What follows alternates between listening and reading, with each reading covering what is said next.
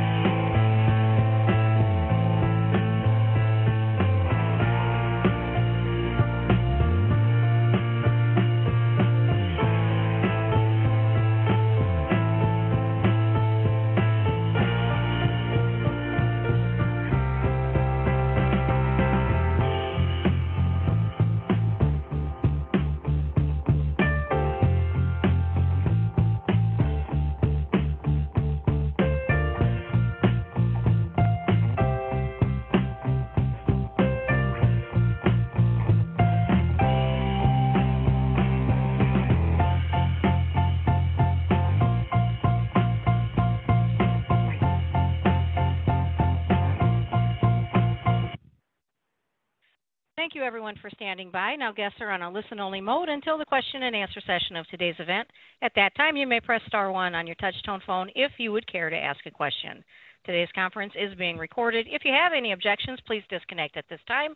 And now I'd like to turn it over to your host, Mr. Josh Finch. Thank you, sir. You may begin. Thank you, and welcome to everyone, and thanks for joining us for today's media teleconference to provide a status update on the first astronaut flight test of the Boeing CST-100 Starliner to the International Space Station as a part of NASA's Commercial Crew Program. I'm Josh Finch with NASA's Office of Communications. Leadership joining us to talk about NASA's Boeing Crew Flight Test, we have Steve Stich, Manager of NASA's Commercial Crew Program, Jeff Arend, Manager, Systems Engineering and Integration Office for NASA's International Space Station Program, and Mark Nappi, Vice President and Program Manager, CST-100 Starliner. And that's for Boeing. We'll begin with opening comments from each of our speakers and then turn it over to questions. And first, we'll turn it over to Steve Stich. Thank you, Josh, and thanks to everyone who joined today to discuss the progress toward NASA's Boeing crewed flight test. We're excited to be here and to talk a little bit about that mission today ahead of the Crew 6 activities. We don't have any big announcements, but we thought we would share the progress and what the team has been working on and what we can expect over the next month or so. We're all very excited to bring the Starliner capability online to have another crew transportation system for one of only 2 certified transportation systems and human-rated systems for the space station. So it's an exciting time for us, and I know the crew is very excited about that as well. We are taking our time and being very diligent as we work through the final preparation of the flight hardware, the flight software, the crew training, and closing out all of the certification products that we need to human rate the Starliner for flight. As you know, it's a really busy time this year at the space station. The first big activity that we have is the Crew 6 mission coming up, and that is still on track for no earlier than February the 26th launch at 2:07 a.m. Eastern Time. That vehicle has been loaded with a propellant. The Dragon spacecraft has, and it'll head up to the launch pad on Saturday to go mate with the Falcon 9 rocket. And then, of course, we'll have our flight readiness review on Tuesday the 21st of February, and we'll have an opportunity to talk to you about anything that you have questions about for the Crew 6 and Crew 5 return at that time.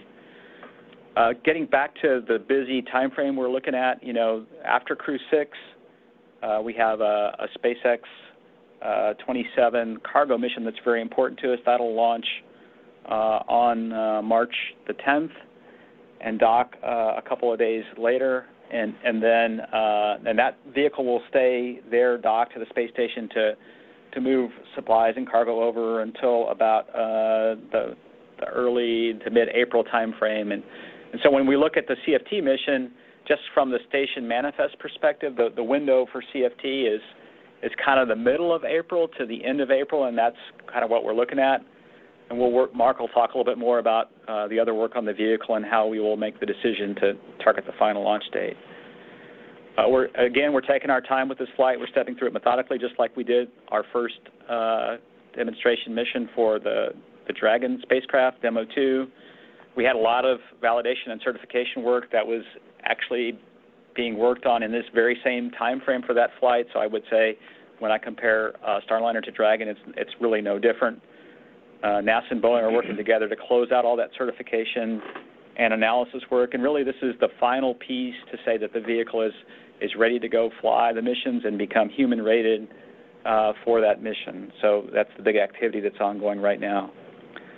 We're about 80%, I would say, through that work, and we have some of the final work to close out and the final analysis, and we'll continue to work through that, and then Mark will talk more about it, but the next big event with Starliner on the vehicle is loading propellant in the service module.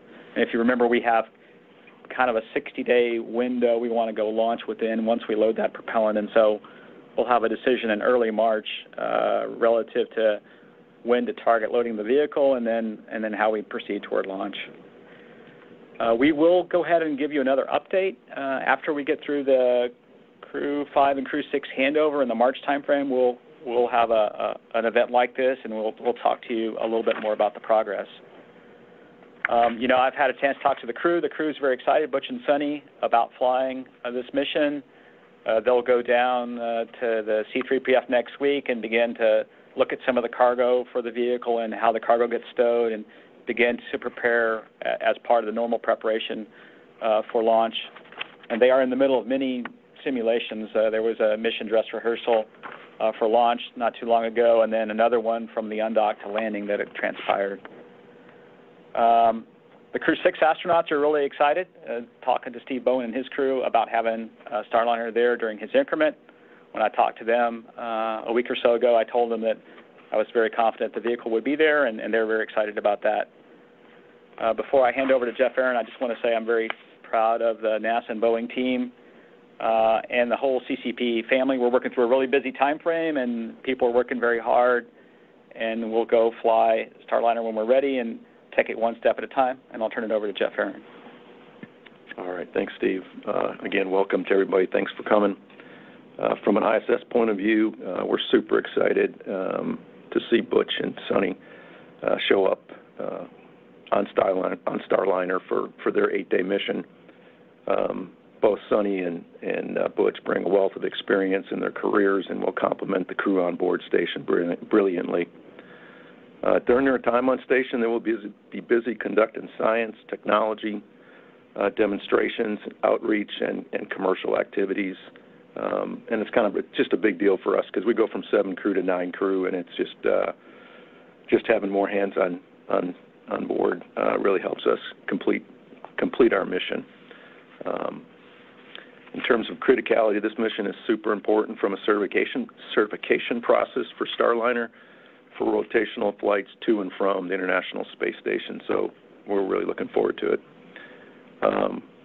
So it's been a busy week on board. I think you're probably aware a couple things that have been going on. I'll briefly talk about those, but I'd like to focus today's telecon on Boeing and the upcoming CFT mission. But as you probably know, on Saturday of this week, shortly after actually the 83 Progress docked, literally about an hour and a half later, the Russian MCC folks recorded a depressurization in the unpiloted Roscosmos Progress 82P cargo ship's coolant loop, which is docked to our Zenith port, our Poisk module on station. Just a reminder that the 82P Progress showed up in October of last year, so it's been on board for about 4 months. The reason for the coolant leak is continuing to be investigated between our NASA specialists and Roscosmos counterparts. An inspection was completed earlier this week using the Canadarm2 to gather imagery of the suspected area, and the teams are evaluating that imagery. We just polled go this morning at the IMMT, the International Space Station Mission Management Team, to have that Progress undock later this evening, 8:26 p.m. Houston time. Following the undocking, the Expedition 68 cosmonauts will send commands to the Progress to rotate about 180 degrees so that we can get additional visual inspections and documentation of the general area where the coolant leak occurred. About one orbit later, the Progress will execute its deorbit burn and perform a controlled reentry over the Pacific Ocean. The entire NASA and Roscosmos team have continued to work together to investigate the cause of this situation, and we will continue to do so. So we'll know more in the coming days, and we have a Crew 6 post-FR telecon on Tuesday next week, and then we can discuss this further if need be. But today, I'd like to focus on Boeing and CFT mission. On other things going on, just kind of moving on ahead, the International Space Station is excited. The whole team's excited to support the upcoming crew mission. Crew 6 will spend approximately 6 months on station and will complete hundreds of important science investigations during their mission. The Crew 6 vehicle will conduct a typical handover with the Crew 5 vehicle following launch and dock. Beyond Crew 6, coming this spring, we're excited about the Axiom 2 launching later, and it will welcome 4 private astronauts to space station for a 10-day mission, and this will be, as it says there, our second private astronaut mission to ISS. So again, a very exciting time. So looking forward to seeing another truly international crew collaborating and completing a mission together aboard the International Space Station. Thank you very much. With that, I should hand over to Mark. All right. Good morning, everyone, and thanks for participating in this morning's event. To recap a little bit where we came from and how we got to where we are today.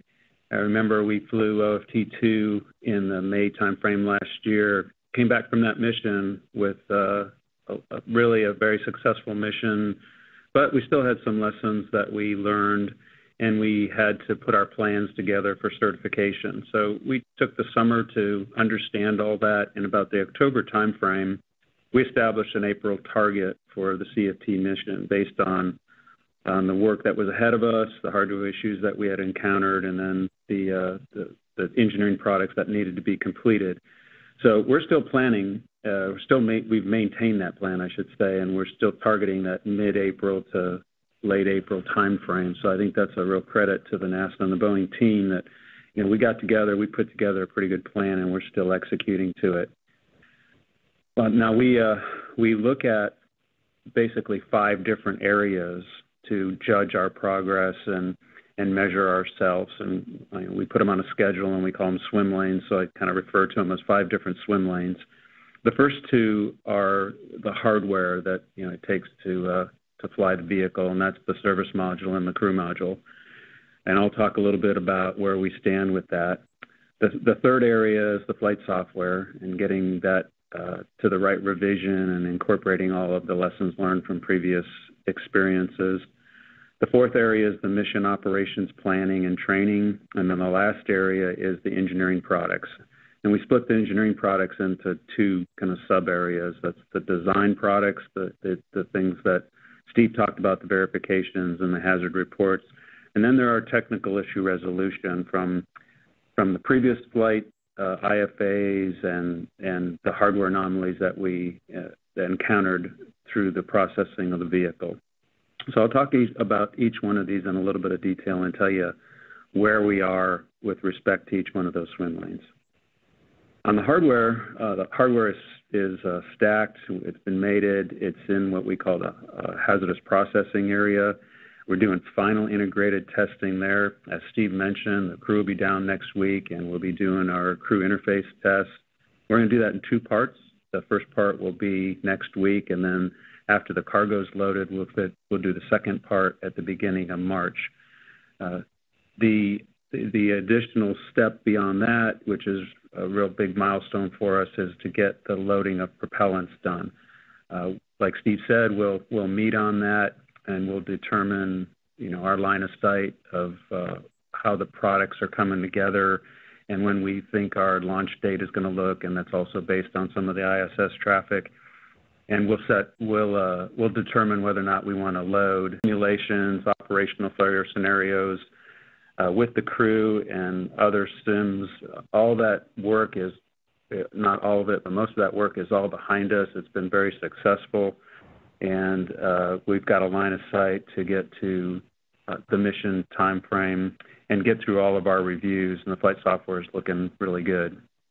On the mission operations side, training, procedures, and all the crew activities are ongoing. They're all on plan, and of course those will continue throughout the next several weeks as just normal L- day kind of activities. On the engineering products is really our critical path, as Steve talked. The design products, we're in the final phases of reviews with NASA. So at this point, we have a lot of the products, or most of the products, if not all the products, are turned over to NASA, and we're in what we'll call a review cycle where they'll have questions for us, and we'll go back and forth and make sure that we're answering all their questions, and if there's something that we're missing, we'll make sure we add those back to the packages. So that's an iterative process that will happen over the next several weeks. But it's important to remember that this is, like Steve said, the final stage. We've done our designs, we've tested this hardware, the analysis is all done. So now this is the kind of, let's wrap it all up in a bow and make sure that we did what we said we were going to do, and we have all the artifacts to prove it, and that's what we're going through at this time. So Steve and I are watching this real closely, and we'll track our readiness as we go forward. On the technical side, with the technical issues, all of our IFAs have closure dates. We're working to those. They have resolution paths. There's a couple of areas where we have maybe 2 paths, and we're deciding with NASA which one we want to choose. But we have dates for all of these to close and get discussed, and they fit with our current plans. So all these swim lanes are coming together. This all leads to us being able to get together and decide, when our exact launch date is going to be, and like Steve said, that's going to be at the beginning of March timeframe. while we've been doing all this work, the crew office and Sonny and Butch have been personally involved and engaged in our technical discussions, obviously our training events, and some of our testing. So, we have stayed very close together. They feel we've had a good conversations with them. I think they feel very comfortable with our hardware and our processes going forward. So we're looking forward to continuing those simulations and those training events and that dialogue until we get to launch day. At the same time, we've been working toward our PCM-1 mission. So we take those same 5 swim lanes and we meet on them every week to make sure that we're making the progress that we need in order to be ready for that crew rotation in the winter of 24. We're working some new parachute designs to improve the vehicle. There's crew module battery mitigation steps that we're doing for longer duration missions to improve our performance there. So those are just some of the areas that we're working on for PCM that we already know we want to put in place. We're also incorporating a dual port capability so that we can dock on the International Space Station at both docking ports, and that's on plan, and that's a big change from CFT. It's going to require, or is requiring, some flight software, GNC, and some mission ops changes, and we've got a good plan, and we're marching down that schedule to be ready for PCM. So we're excited about the CFT mission. We have some incremental decision points like we've talked about ahead of us based on the ISS availability and the work that we have going forward. So we'll continue down that path, and like Steve said, we're going to take it very slowly and make sure that we address everything that needs to be addressed. So it's back over to you, Josh. Thank you, Mark, and to all of our opening comments.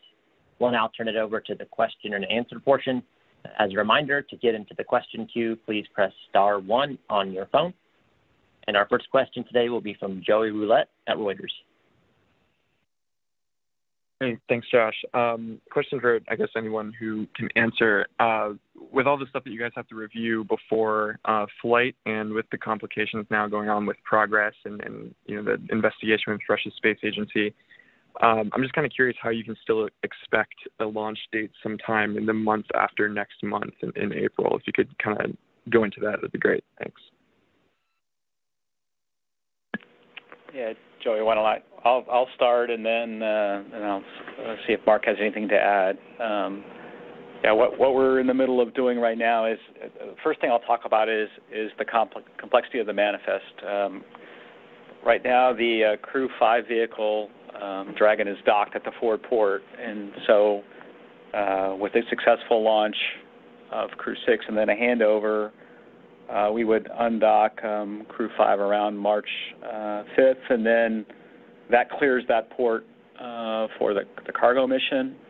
That cargo mission would dock around the 12th or so, and then undock around the 11th. And so there's a swim lane that we're going to watch very carefully relative to the traffic, right? Because the CFT vehicle, just like for Demo 2, can only dock to the forward port. And so we'll have to watch weather delays and things like that to see where we end up relative to having a window to go launch CFT. And so we'll follow that very closely. We're working hand in hand with the ISS program relative to the Soyuz operations and the Soyuz launch. And then relative to CERT products, we have our team, as Mark said, working together to go review those final sets of products. And we have most of them in hand, and we're working through those. And some of them we've had early drafts, and some of them we have had independent analysis on. And I think, I'll give one example of a CERT product, and just so you can kind of see what is involved. Like, we have a whole set of analyses for aborts, right? We did one pad abort test to sort of anchor the analysis, and that was at the White Sands Missile Range back in November of 2019.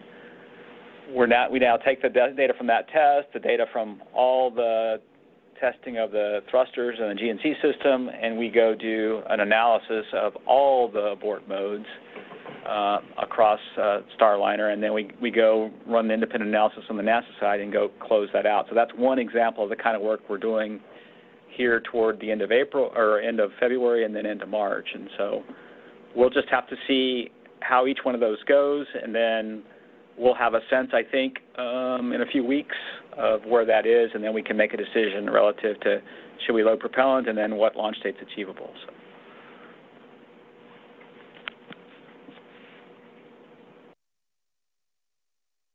And our next question will be Eric Berger at Ars Technica. Hi, thanks for doing this, and I'm going to request or respect Jeff's request to keep the call focused on Starliner, but it is disappointing that 6 days after the Soyuz MS-21 issue, we haven't really had a substantial response from NASA or been able to talk to anyone about the issues related to that. On the Starliner mission, is there going to be any demonstration of Starliner's reboost capabilities for ISS? That could become a valuable asset with this vehicle, and I'm just wondering, is this strictly a test of the vehicle, getting crew to and from the station, or are you building in, additional objectives into the mission? Thank you.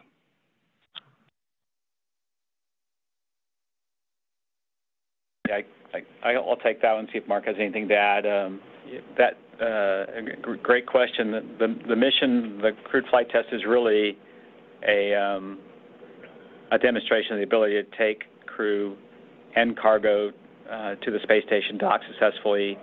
We'll have some checkouts while we're docked of things like, we have a requirement for what we call safe haven. So if the crew needs to get in Starliner, the space station crew needs to get in Starliner for a period of time, we use Starliner's consumables to keep the crew safe in that time frame where they would have to. So we'll test that out.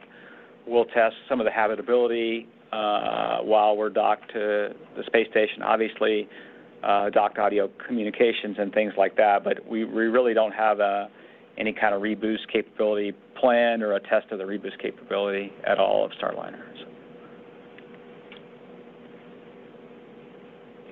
I have nothing else to add to that, Steve. You covered it.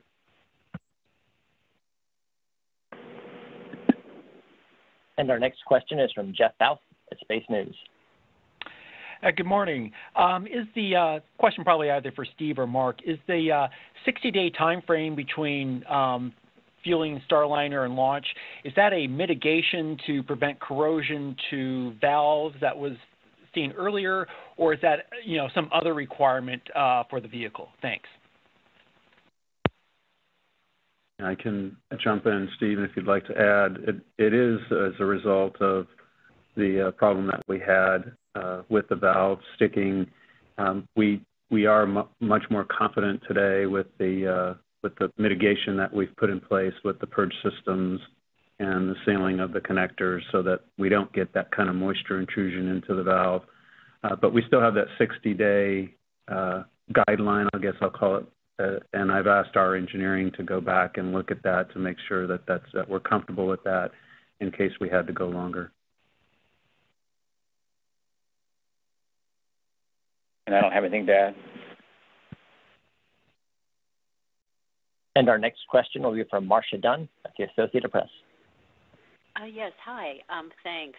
For Steve or Jeff, now that there have been 2 leaking Russian spacecraft, I'm wondering whether the Starliner will carry extra seats to potentially bring back station crew in an emergency.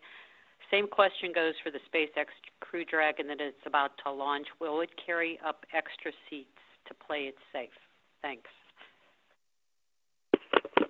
Yeah, Marcia, you were pretty soft, but let me make sure I understood the question. I think the question was, would Starliner carry extra seats, and then would we have any extra seats on the Crew 6 Dragon? And I would say right now there's no plans to add any additional seats to Starliner. It's really a test flight, just like the Demo 2 test flight. We flew 2 crew members on that flight. Doug Hurley and Bob Benkin were doing the same thing. Again, it's a test flight testing the capability. And then with the Dragon that we are configured to launch, we have the 4 seats nominally, and that's all we have. We have the contingency capability that we talked about a little bit available. for that Dragon as well, but that we didn't. We just don't have the ability to add extra seats at this time. Yeah, and I don't have anything to add to that.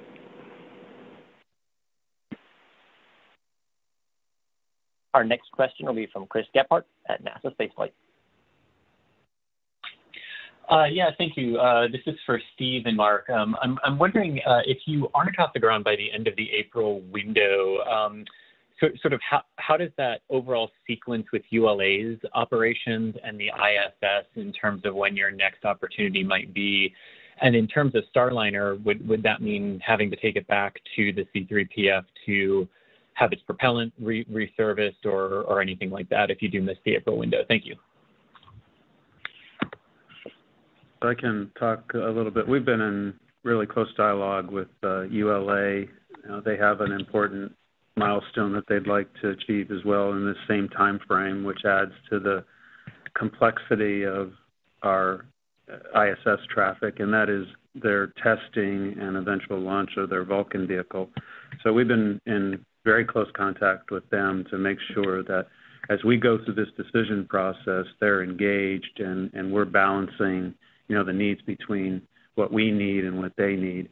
So right now, we still feel that mid-April to late April time slot is good for us. It balances with the ULA priorities. If we do move into May, we probably at the beginning of May, we're still okay. If we start slipping past that, then we'll have to have some pretty good discussions with ULA on who goes first. As far as going back to the C3PF, I think we need a really large slip in order for that to happen. So, we'll just address that if it happens. With Steve, if you have anything else to add. No, I think you addressed the complexity of the ULA manifest really well, and I would say, just looking at the space station and commercial crew manifest, the priorities are obviously to get this crewed rotation completed, where we launch Crew 6 and dock Crew 6 and then return Crew 5. The next priority is to execute this cargo mission to resupply the space station and have some experiments for the onboard crew to execute. And then following that, the next priority is really, and I've had a lot of conversations with Joel Montalbano, the station program managers, to go fly the CFT crew flight demonstration. So we would make that window available. Should there be some delays or on either side, should we move in out of April into the May timeframe, we would have a window at ISS to go fly.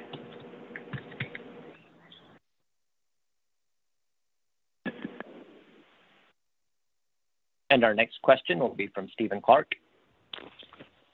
at Spaceflight Now. Thanks, Josh. I think Steve actually just addressed my question on priorities over the spring time frame, but if I could, a question for Mark Nappi. Can you go through some of the top IFAs that you're still trying to close out from OFT2, just a status update on some of those big items? Yeah, there's really only one big item that we have not closed out, and it's planned on being heard at the end of this month, beginning of March. And that is the OMAC failure that we had with the OMACs. We had a rationale. Remember, now we don't get the service module back, so we put together a very extensive fault tree to make sure that we went through every possible scenario, every possible fault that could have caused what we saw in flight. And since we don't get the hardware back, we have to go to the most probable. And when we got down close to closing that fault tree, we recognized with NASA that we wanted to do a little bit of additional testing.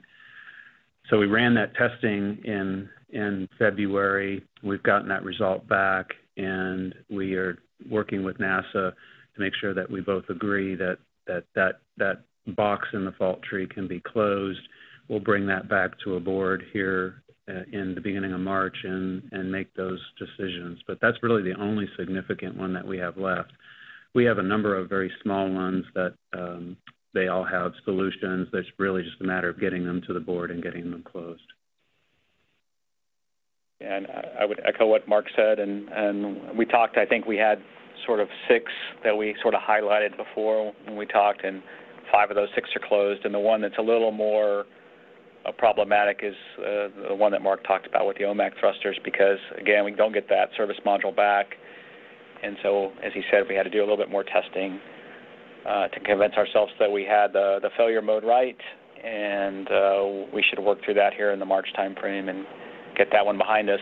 One of the ones that we did close out that we're already sort of seeing the fruits of is, we had the coolant loop freeze up in the radiator, and, Mark and his team have worked several modifications to the vehicle to improve the system, and also some improvement on the loading of that fluid, which is called Galden, which is underway as the vehicle's in the hazardous processing area to get it ready for the integrated testing.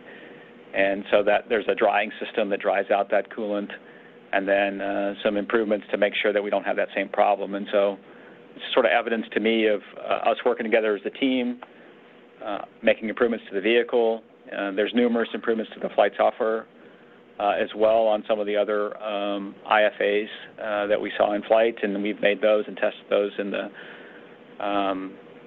hardware software simulated lab that we call ASIL, and those have checked out well.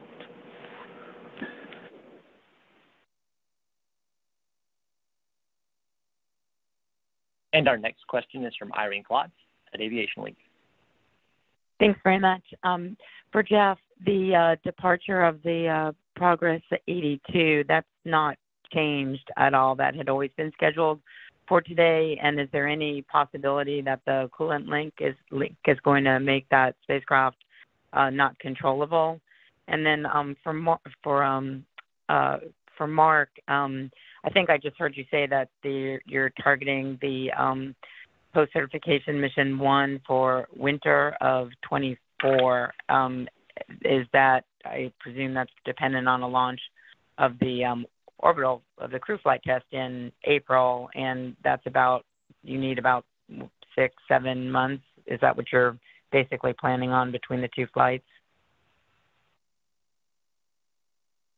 So I guess I'll take the first part of that. So you are correct, Irene. The departure for the Progress has been on the books, at least I went back and looked at my notes, since about December 30th. And so that has been the date. So the coolant leak has to do with cooling the avionics in the vehicle. We've done some assessments. Our Russian colleagues have done assessments of how long they can operate that vehicle without cooling, and we're well within limits. So we think all of the avionics will operate as planned, and there has been no impact to the propulsion system at all. So we're very confident that the control of the vehicle will be nominal. As far as the second part of that question, there are some dependencies on CFT. But most of the work that has to be done is not dependent on CFT. The vehicle, the service module is being built right now. The crew module is a separate crew module, so it's in refurbishment. So those two have a plan to be ready for next beginning of 24. Flight software, we understand what needs to be done there with the full port capability, and then we have a number of things that we want to put into our flight software for PCM. That is all in work, and we understand that. What might pop out of CFT could be some learning that takes place on CFT that we want to add a few things, but we've put a placeholder in our software update process to absorb those. So flight software is in good shape. Mission operations is pretty template type stuff, so again, not dependent on CFT. The certification process is what has a few dependencies. We want some data off of the CFT mission in order to conduct our certification process, and we intend to get that done before the end of the year. So specifically to answer your question, there's a great deal of things that are very independent of CFT, and CFT can move a little bit more to the right, and we'd still be able to support the mission in the first rotation of 2024. Thank you. And our next question is from Richard Trudeau at the Orlando Sentinel. Hi. Yes, thanks for taking my question. Regarding the future, the 6 contracted Starliner missions, it said you were targeting winter of 24 for the first rotational mission. Does that mean you're basically set for the second mission of each calendar year? Is that sort of the plan? And is there any, you're out of Atlas rockets after that point for rides. Is there, I think previously you said you were looking at contingencies to potentially use Vulcan. Any progress on that? Thanks. Okay, so we are planning for one flight a year. Currently, we're getting ready to be available to NASA in that first rotation, and then we're planning one flight a year after that. And of course, NASA needs us more often than that. We are posturing to be ready to go more frequently. We are also looking at post PCM6 or post those 6 flights when we run out of Atlases. What is the next launch vehicle we want to go to, and what other changes do we want to make in order to support the market that we see growing with low Earth orbit? So we have been in discussions with other launch vehicle providers. We're working with Steve with those discussions to make sure we're in lockstep with NASA and not just the launch vehicle integration for the new launch vehicle, but also for some of the changes that we want to make on our vehicle.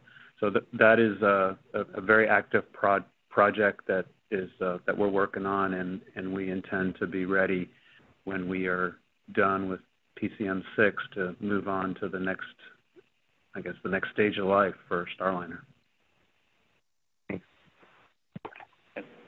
I think Mark said it really well. I mean, when we talk about sort of rotation slots, there's the early slot, which is the one we're about to have the Crew 6, Crew 5 handover rotation for this year. And so Mark's talking about that same time frame next year as the first PCM 1 flight, Starliner 1, which we're excited about as well. And we have been working with Mark on long-term plans beyond PCM 6 once the last Atlas has been flown out.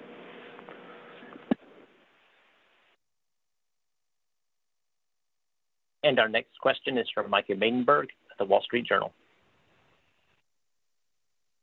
Hey there, Steve and Jeff.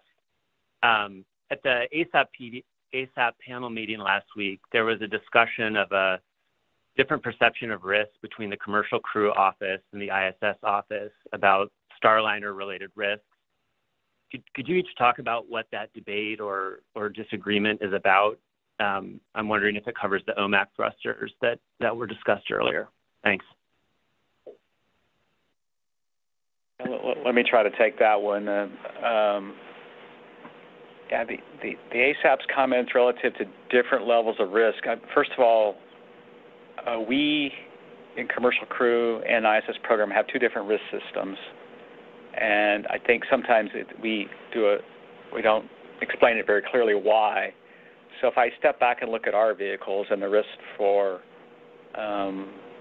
launching crews and docking to the space station and then undocking and re-entering, a lot of our risks are really in that phases of launch and landing, right? I mean, the parachute system is a relatively high-risk system, as you might imagine, when you start to separate, in Starliner's case, a forward heat shield, deploy 2 drogue parachutes, then have 3 pilot chutes pull out the mains, and that all has to sequence very carefully relative to the landing event, and the heat shield drops off and the airbags deploy, and so quite a bit of risk relative to that kind of operation with pyrotechnics, parachutes, propulsion systems, and so forth.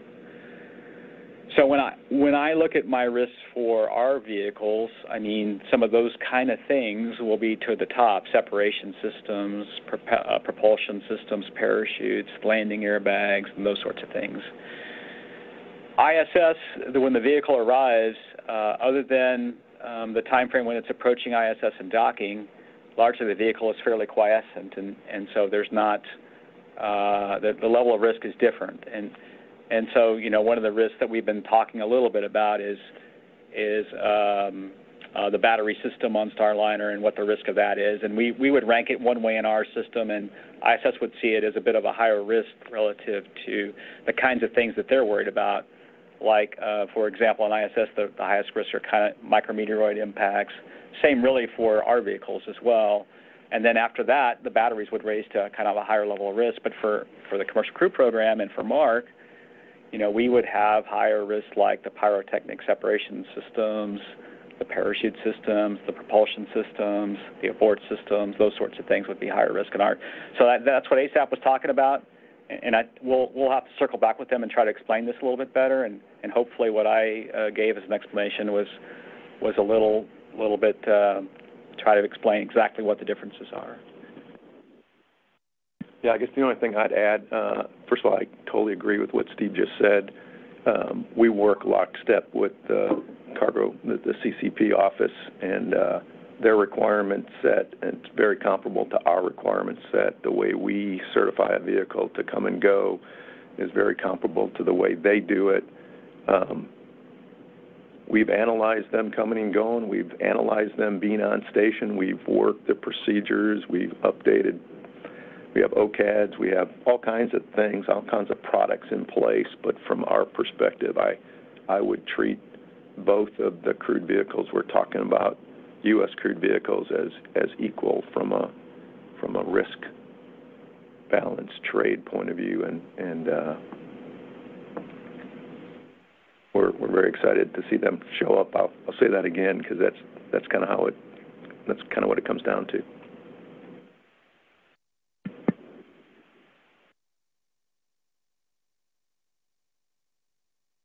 And our next will be from Manuel Mazzanti from Exploration Especial. Hi, thank you so much. Would you mind describing what kind of cargo it's on board the capsule, and if it's mainly provisions or science or any particular hardware, and what kind of cargo as well are you planning to bring back with taking advantage of this first crew flight test? Thank you.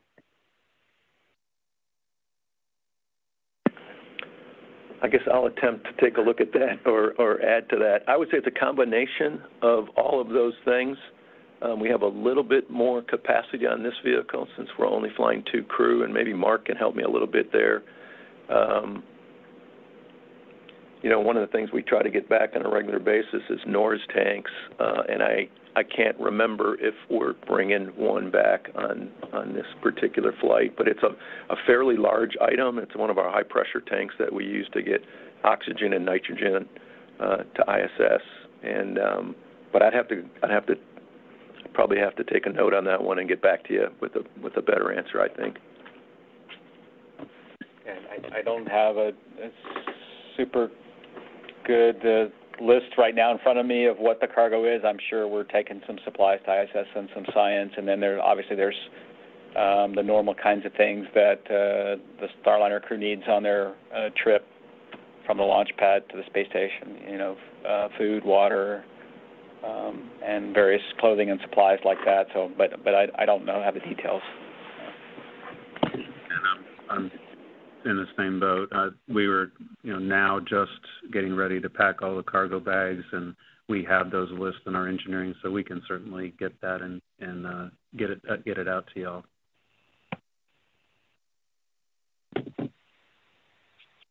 As a reminder, if you'd like to ask a question, please press *1 on your phone to enter the queue. And our next question will be from David Curley at Discovery. Thanks, Josh. A question for Mark. Steve mentioned a couple of the changes you mentioned in your opening remarks that you learned about some hardware changes. Can you give us a couple more specifics? And on the parachutes, what exactly are you doing with the chute rebuild? Thank you. Okay. So as we went through the flow with both building the service module and refurbishing the crew module, we do a great deal of testing. And during that testing, sometimes we get black boxes or the hardware doesn't quite work like we want it to, maybe a sticky valve.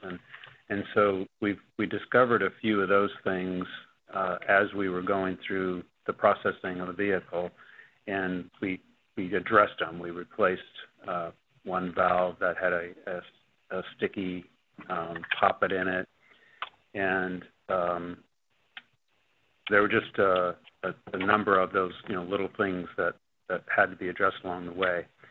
As far as the big things that we wanted to go do, and they really are related to PCM, is with the parachute mod, and we mentioned we wanted to increase the reliability of our batteries by putting some barriers in between them. The engineering team's off working those options right now, and we expect to have that design complete, and so we can go ahead and incorporate that for the PCM mission. And then on the parachutes, we really are just looking at, and Steve could probably talk in a lot more detail on this, but we're looking at really beefing up the sturdiness of the lines that we use on our main parachutes. We've got material coming in here next month, and we'll start building 4 new chutes that will be an enhancement over the chutes that we currently fly. These will give us more capability on these chutes for more robust, I should say, capability on these chutes for hardier conditions that we can land in. And we expect to have those chutes ready for us by the end of the summer. Looking like we're going to do some kind of drop test to verify that system works like it's supposed to, and then again be ready for the February timeframe. And I'll just add one thing on the chutes. This is a relatively minor modification. It's not a large redesign, and this is on the main canopies, the 3 main canopies that's used to slow the Starliner down for its final descent and landing on the airbag system. It's really to strengthen the joint, like Mark said, as there's 80 suspension lines that kind of hold attached to the parachute and kind of come down and attach to something called a riser. And there's just one what's called a joint that basically attaches that suspension line to the main canopy, and it's going to get strengthened a little bit, and we'll test it to make sure it's good to go fly. Is this different than what SpaceX did with their changes to their chutes? Yeah, I should address that. Thank you for that question. For SpaceX, we had, I would say, a major redesign of the parachute system, and this is going back a number of years between the demonstration 1 flight, which was the uncrewed flight, and the crewed flight test, or the demo 2 flight, which was the crewed flight test. We did a major redesign to that parachute system to strengthen many areas of the canopy and to change the way that it inflated. And it was a major redesign that required a number of tests to get that design iterated upon, and then a number of final drop tests of that configuration. This is by no means that kind of redesign. This is really not changing the performance of the system at all. It's really just, think about it as, in a mechanical system, it'd be like putting a stronger bolt in a mechanical system. In this textile system, it's just making this one joint a little stronger. And we just want to make sure with one parachute drop test that we haven't changed any of the other properties, but the team feels really confident about it. Thank you. I think I would add, Steve, that these are the kind of changes that we will probably see through the life of the program. Both Steve and I's experience on Space Shuttle, that we were making modifications throughout the life of the program as we learned more about our systems, as we got better materials, et cetera. These changes were just smart to go do, and we'll revisit these every mission, and then we'll plan them in for the proper flight. And our next question is from Chris Gephardt at NASA Spaceflight.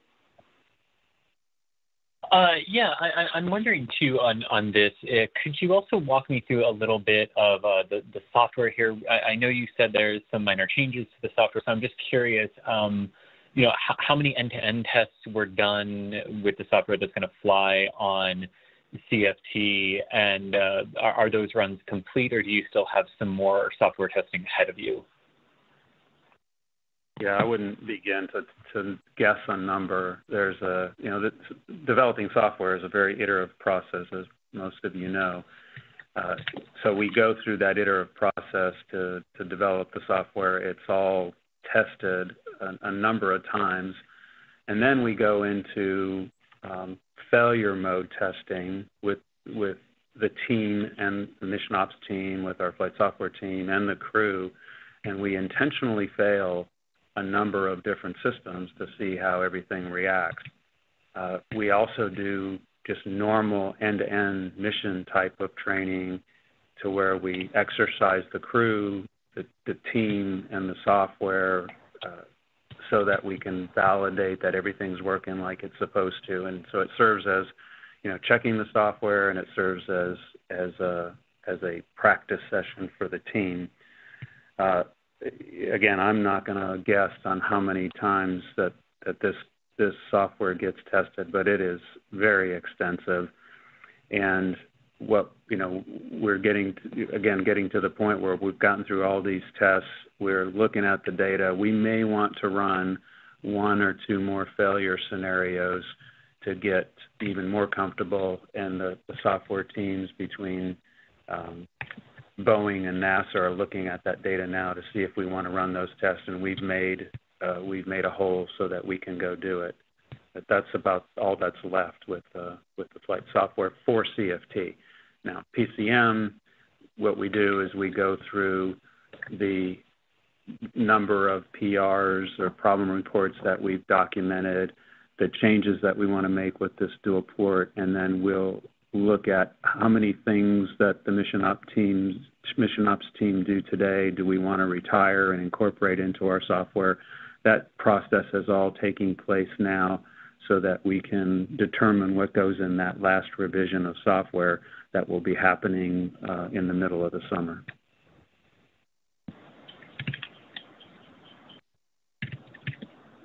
And our next question is from Michael Sheets at CNBC.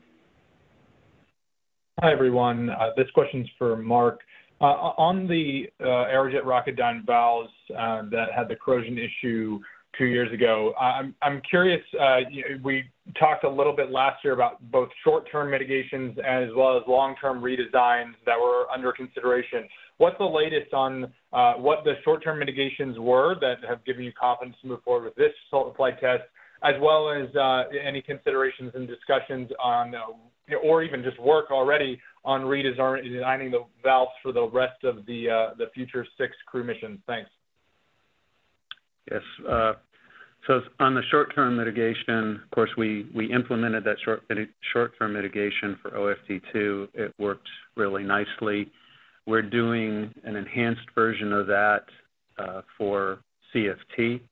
And that, what I mean by enhanced is that we're just, instead of putting the enclosures in after the fact, after the vehicle's built, we're putting these enclosures in as the vehicle's getting built. So it just makes it even more robust to make sure that the environment around those valves doesn't contain any moisture.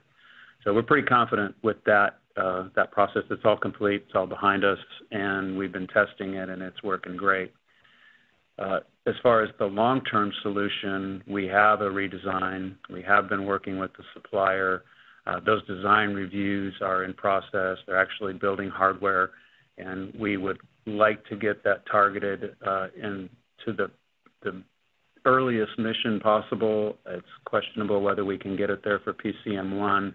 Definitely we'll get it there for PCM2. We're not going to give up on 1, and if we don't get it in on 1, we'll use that short-term mitigation one more time.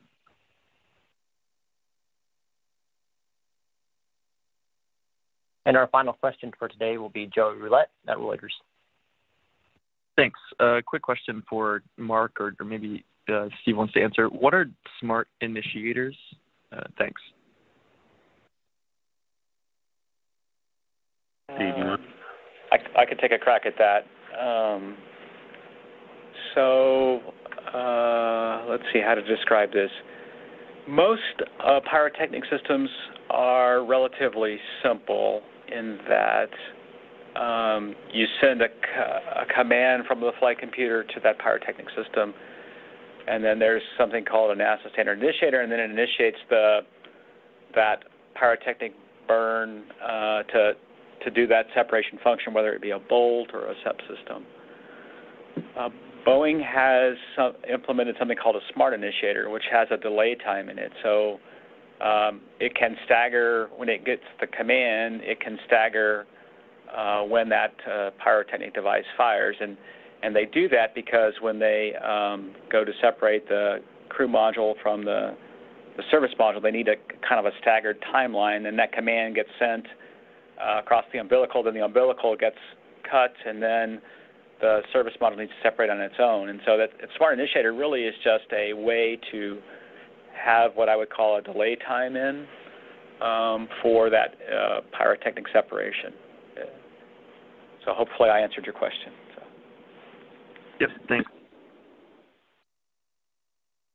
Thank you to our speakers and for the media on the line today. That's going to wrap things up for us here. We'll have more to come on this important flight test, so follow us online and on social media.